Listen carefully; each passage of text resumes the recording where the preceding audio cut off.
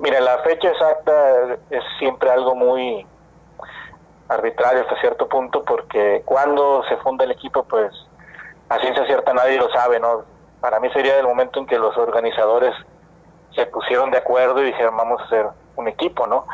Y esto debió haber sido a principios de 1945 o finales de 1944, ¿no? Muchas veces, por muchas crónicas decían que fue a raíz del campeonato amateur que se celebra en Monterrey en marzo del 45 y que Nuevo León queda campeón y que por eso entonces decidimos formar un equipo. Lo cierto es que los documentos que he ido encontrando más recientemente me han hecho cambiar de parecer. Yo también pensaba eso, que al parecer ya tenían antes de la organización de este campeonato la intención de crear un equipo profesional de fútbol, ¿no?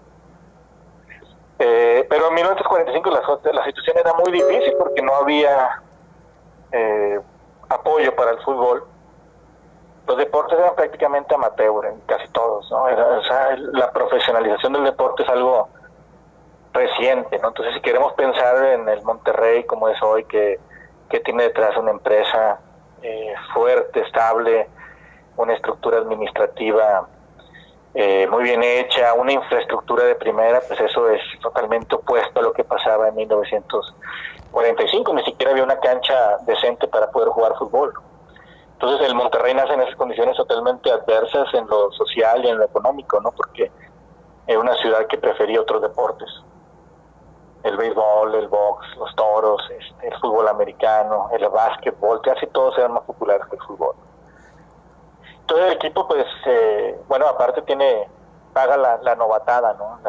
La falta de apoyo, porque los organizadores eran gente que fomentaba el deporte, ¿no? No eran empresarios, no eran gente millonaria, eran gente que llevaban 1 o 2 décadas intentando fomentar el fútbol y otros deportes, y pues lo hacían con los recursos que podían, ¿no?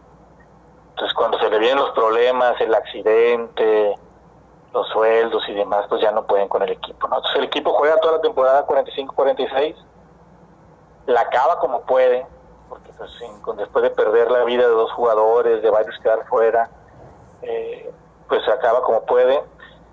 Sí se inscribe a la siguiente temporada, incluso empieza a hacer pretemporada para 1946-47, pero se retira, pide ausentarse temporalmente, ¿no? Exacto, el sostén económico, no había apoyo. Te estoy hablando que los partidos pues me parece que es muy simbólico que el Monterrey haya iniciado jugando en una cancha de béisbol. O sea, estas fotos que hay donde el primer partido se ven los jugadores del Monterrey, del San Sebastián, y atrás hay una pizarra que dice strikes, outs, ¿verdad? Entonces jugaron sobre un montículo y eso te da a entender que estás en una ciudad beisbolera, ¿no? Entonces me parece que la historia de la ciudad de Monterrey y del norte de México, que es una región con muchos más vínculos económicos y culturales con Estados Unidos, pues había hecho que el fútbol llegara tarde, ¿no? A diferencia de otras regiones del país o de otras regiones de América Latina donde llegó el fútbol muy temprano, ¿no? A finales del siglo XIX, como en Sudamérica, ¿no? Acá fue mucho más difícil para el fútbol poder llegar, ¿no? Entonces me parece que el gran mérito del Monterrey en 75 años es que si nació y enfrentó toda la adversidad por la propia historia de la ciudad, el mismo Monterrey se convirtió en un agente histórico que va a modificar esta historia, ¿no? Y va a ir haciendo paso a que el fútbol se vuelva el deporte más popular en la ciudad, ¿no? Ahora, en 1952 es cuando sí se da el renacimiento. Por supuesto que existe la polémica, que si es el mismo equipo, que no es una polémica justificada, porque es otra persona la que se encarga de organizar este equipo, aunque hay que aclarar que también hay personas que estuvieron involucradas en las 2 fundaciones, específicamente el señor José Fidalgo, Daniel Mir, Alberto Guevara. Esas 3 personas fueron accionistas del primer Monterrey del 45 y desde el 52. Pero 52 ya lo toman como la reanudación del Monterrey, ¿no? Pues claro, la razón social pues son tecnicismos legales, pero los equipos de fútbol pues yo creo que trascienden más allá de los términos legales, ¿no? O sea, todos los equipos cambian de razón social a lo largo del tiempo por temas, ahora sí que meramente administrativos, ¿no? Todos han cambiado, o sea, todos han cambiado varias veces, ¿no? Y eso no los hace ser un equipo diferente. Ahora, y con el Monterrey pasa que además el equipo, pues, si es el club, el Monterrey, el equipo Monterrey, es decir, el que está tomando la estafeta del nombre de la ciudad y además conservó los mismos colores, ¿no? Por eso me parece que siempre nadie lo dudó en nombrarlo como heredero del mismo equipo del 45-46, ¿no? Exacto, creo que estamos celebrando 75, a lo mejor es cierto que no ha vivido el Monterrey 75 años de manera continua, pero sí desde la primera fundación son 75 años, ¿no? Y entonces este equipo ha vivido, aunque haya desaparecido muy brevemente, sí son 75 años y me parece que es válido celebrarlo. Es cierto que ya del 52 en delante, pues ya no ha tenido, no ha desaparecido, ha descendido, sí, una vez solamente, pero se ha mantenido, ¿no? Entonces el esfuerzo, yo creo que lo que se celebra son 75 años desde el primer nacimiento y de que se mantuvo el esfuerzo, porque muchas de esas personas que intentaron esa primera vez se mantuvieron en la ciudad, muchos eran extranjeros, muchos eran de otras partes del país, pero se mantuvieron, se quedaron aquí intentando nuevamente, intentándolo, hasta que las condiciones fueron un poco más favorables para crear un nuevo Monterrey, ¿no? O sea, volver a resucitar a ese proyecto del Monterrey y que comenzara a andar, ¿no? En el 52-53.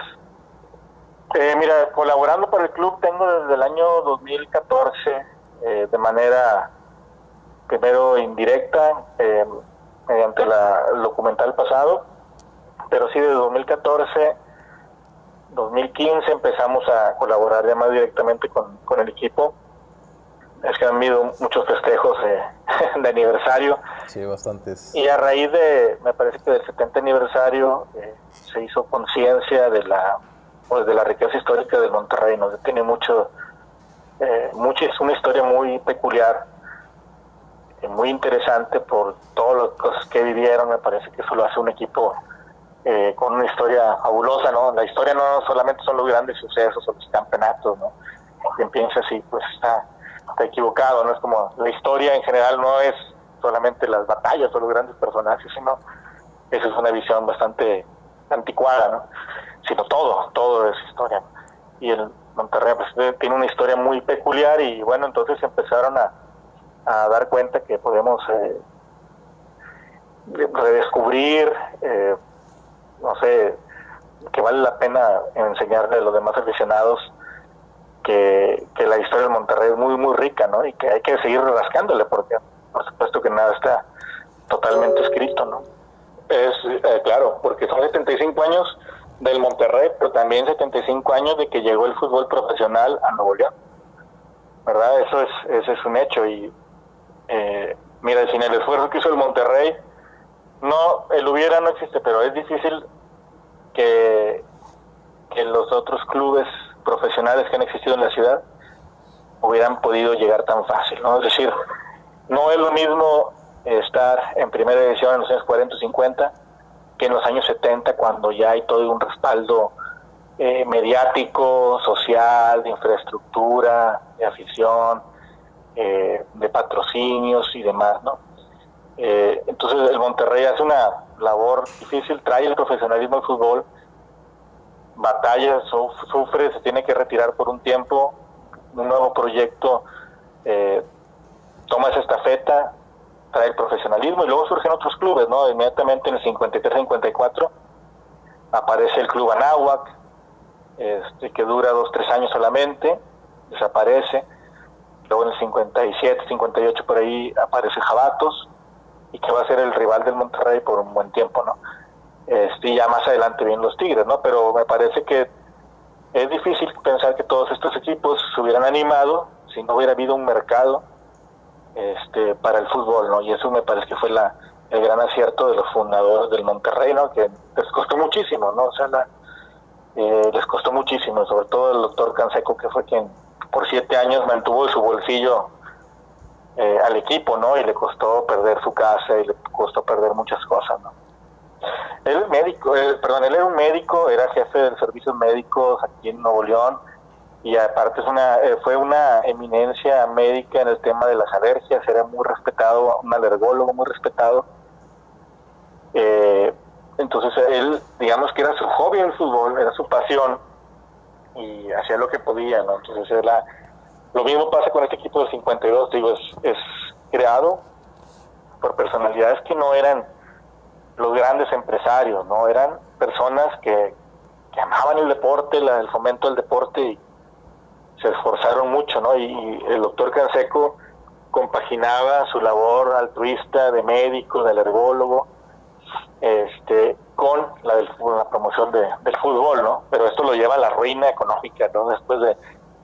En el 59 es cuando él ya no puede más, intentó como pudo primero mantener el equipo, que sobreviviera. Las primeras 2 o 3 temporadas fueron muy difíciles tanto en lo deportivo, porque el equipo le iba muy mal, como en lo económico, ¿no? Pero poco a poco va pasando, tiene un ascenso, descienden, y a raíz de ahí le vuelve a meter, pues consigue un poco más de dinero para traer mejores jugadores, con el anhelo de llevar al Monterrey a primera división, hasta que ya no puede. Y en el 59 llega un grupo de empresarios aquí locales que se ayudan y se hacen cargo de las deudas del equipo, y se hacen cargo del equipo, y desde entonces cambia de dueños el Monterrey, y lo llevan a primera división en el 60, y desde entonces el Monterrey está en primera división, ¿no? Que es el 4º equipo con más años seguidos en primera división. Sí, son demasiados, ¿no? Yo creo que nunca perder de vista. Hoy vivimos un momento cuando las cosas aparentemente iban mal, bueno, que muchos aficionados estaban molestos por perder finales, y eso yo creo que a veces hace falta un poco de mirar hacia atrás, ¿no? Y ver de lo que hemos avanzado, ¿no? Y que ahora es un equipo que siempre está ahí peleando con planteles de primera, y estamos en la gloria. A veces se sufrirá y dolerá perder, ¿verdad?, partidos importantes, pero comparado a las cosas que se vivieron, y ahí te voy a mencionar varias que me siguen impresionando. Bueno, en los años 50 era una cosa verdadera pobreza del equipo, ¿no? O sea, algunos exjugadores, algunos lamentablemente ya fallecieron, pero cuando los llegué a entrevistar me decían, a veces se nos escondían, no nos pagaban porque no había dinero, nos decían vengan hasta el lunes, martes, ya a veces no había ni para pagar el arbitraje, así de fácil. El club no tenía ni para pagar el arbitraje. Otra vez que iban a un viaje a León, Guanajuato, para jugar contra el San Sebastián, no tenían dinero para el autobús, no iban a viajar, y de último momento consiguieron, porque el papá de Jorge Urdiales consiguió vender unos vacas que tenían un rancho por allá, y pudo pagar el viaje. O que los mismos directivos, por ejemplo, pues iban con la porra, y una vez allá en 1957 en Celaya los andaban apedreando y golpeando, ¿no? A don Mario Castillejos, a don Mario Ortega padre, en fin, a toda esta gente que era muy apasionada, ¿no? Eran como un aficionado más y directivos. Entonces los años 50 sí eran muy distintos, pero en todas las décadas me parece que pasaron cosas, ¿no? Los 90 fueron de estar arriba, de estar peleando con buenos equipos, a vivir un derrumbe catastrófico, ¿no? Donde casi cuesta no solamente el descenso, sino tal vez la vida misma de la institución, porque estuvo a nada de ser desafiliado el club a finales de los años 90, que me parece que fueron de la historia reciente del Monterrey, sin duda, los más difíciles, ¿no? Entre el 97 y 99 fueron años muy complicados, donde las dos directivas se peleaban al club, donde se dieron casi como una lucha entre ellos, ¿no? Por ser dueños del equipo. El equipo no tenía dinero, y luego todavía les toca ir a jugar la Copa Libertadores. En fin, creo que se vieron cosas muy muy difíciles, ¿no? Entonces ha sido un club con muchos sobresaltos así en su historia, momentos muy locos. En los años 60, otra anécdota que casi pocos conocen ya, es que tuvimos un primer campeón de goleo que no lo valió la federación, porque el árbitro se equivocó en la cédula, ¿no? Y nadie se dio cuenta hasta casi al final de la temporada, que dijeron, oye, ¿por qué? Si Olinto Rubini tiene 21 goles, ¿no? Pues tiene 20 nada más. ¿Por qué? el árbitro de un partido donde Monterrey golea al Necaxa, le dio uno de sus 3 goles, se los dio a otro compañero de él, y ya no se pudo y perdió el título de goleo, ¿no? Entonces, por ejemplo, cosas así, injusticias que se vivían antes, ¿no? El Monterrey no tenía un peso dentro del fútbol nacional, ¿no? Y el fútbol era, prácticamente era, el fútbol mexicano era Guadalajara, Ciudad de México, ¿no? Ellos eran el centro sobre el que le giraba el fútbol, ¿no? Hoy vemos un fútbol muy distinto, donde importan más otras cosas y donde el Monterrey y los Tigres y los equipos del norte tienen ahora mucho más peso e importancia, pero antes no fue así, y al Monterrey le tocó pagarla muchas de esas actitudes de injusticia que vivió, eso le tocó vivirla. En primera división, Olinto Rubini, era su primera temporada con el Monterrey.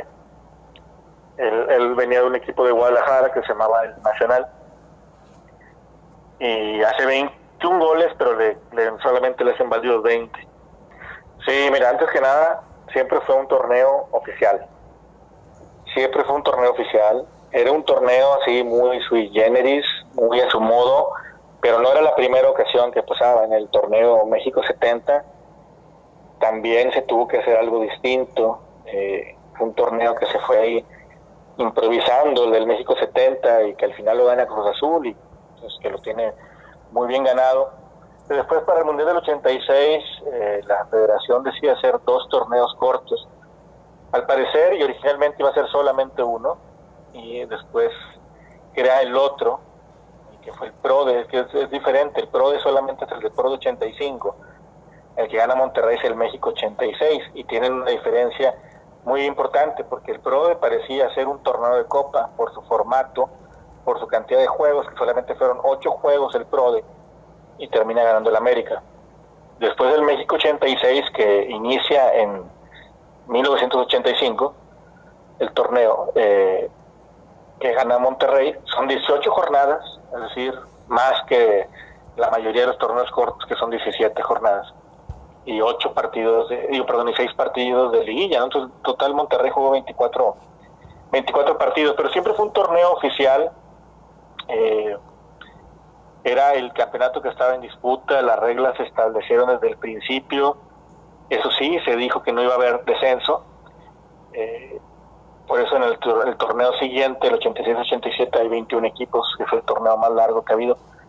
Pero no le quita ningún mérito, es mera polémica que se generó después, ¿no? Pero en su momento fue un torneo totalmente válido, sin discusión, y han inventado muchas cosas, ¿no? Que si después se va a balón, no sé qué. Mira, en 1987 el Monterrey y el América fueron los representantes de México ante la CONCACAF para jugar la Copa de Campeones de la CONCACAF, hoy CONCACHAMPIONS, ¿no? Es decir, la FIFA y CONCACAF le dice a México: mándame tus campeones de liga. Pues son estos dos. Entonces ahí estaba plenamente avalado, ¿no? Como título de liga. Desde 1986, meses después, ya estaba completamente validado, sin ninguna duda, que fue un título de liga, aunque algunos lo hubieran querido ver como algo distinto. Lo que pasa es que en su momento no habían existido torneos cortos más que el México 70, entonces por eso tenían como un tratamiento especial, pero con válido como título de liga, ¿no? Y además que esa discusión, pues ya después con la creación de los torneos cortos, pues ya ni vendría el caso, ¿no? Porque sería, te digo, hasta un torneo más largo que la mayoría de los torneos cortos, que han sido de 17 jornadas, ¿verdad? Muy bien, bueno, no, esto es algo que yo creo que aquí el club tiene toda la libertad de celebrar el momento que decida, el 27 o el 28, cualquiera de los 2 días es perfectamente válido. Te digo, para mí sería el momento en que se juntaron los organizadores meses antes y dijeron: vamos a hacer un equipo, y empezaron a trabajar en el equipo, en la creación del equipo. Para mí desde ese momento sería. Pero si ya lo queremos ver formalmente, el 27 de junio es cuando se registra ante el notario, y al día siguiente es cuando ya registrado ante el notario ellos crean pues el organigrama, el acta constitutiva del club, ¿no? Y es por eso que se ha decidido darle como al 28, porque es como el día en que ellos mismos se organizaron, ¿no? Se pusieron de acuerdo quién iba a ser el presidente, los cargos que va a tener cada uno, los objetivos a trazar. Te digo, un día antes, el 27, ante el notario, más que nada fueron a registrar el nombre una dirección y a poner a especificar el capital con que iba a iniciar el club, que eran como 65,000 pesos. Por ahí tengo la copia del acta donde dicen cada uno de los socios, ¿no? Cuánto puso cada uno. Y volviendo al tema, que eran gente que era promotora, por ejemplo, el que va a ser el entrenador, Manuel Galán, que era el entrenador también de la selección amateur, él también puso dinero, por ejemplo, para la creación del equipo, ¿no? Así funcionaban las cosas antes. Pero es básicamente eso, es un tema que para mí, o sea, es totalmente irrelevante, si 27, 28, creo que cualquiera de los 2 días es justo. Es cuando ya podemos decir, ya es palpable que existe el equipo, ¿no? Porque lo que te digo yo, que desde que se pusieron de acuerdo y eso, pues es algo que nunca vamos a encontrar la evidencia histórica que nos diga cuándo empezaron a reunirse, ¿no?, estas personas. Entonces el 27 es ante notario y el 28 ya es la organización del club en sí. Sí, soy de aquí de Monterrey. Rayado desde niño, más o menos empecé a seguir el equipo como en el 83, cuando tenía 5 años, ¿verdad? Soy historiador de profesión, a eso me dedico, o sea, trabajo en un centro de investigación y eso, y aparte pues compagino esto haciendo la historia del club, ¿verdad? Licenciatura en historia y tengo un doctorado en historia, ¿no? Así es, y trabajo aquí en un centro de CONACYT, en el CIESAS, estoy en Morelos, Centro de Investigaciones y Estudios Superiores en Antropología Social, y soy miembro del Sistema Nacional de Investigadores, también de CONACYT, y donde ya estamos trabajando también en historia del deporte, desde un punto de vista más académico, ¿no?, más serio, no tan, que es un poco diferente a lo más periodístico, que son más bien datos y eso, sino desde un punto de vista académico, pues intentamos explicar, entender, meter en contexto todo lo que vamos encontrando, ¿no?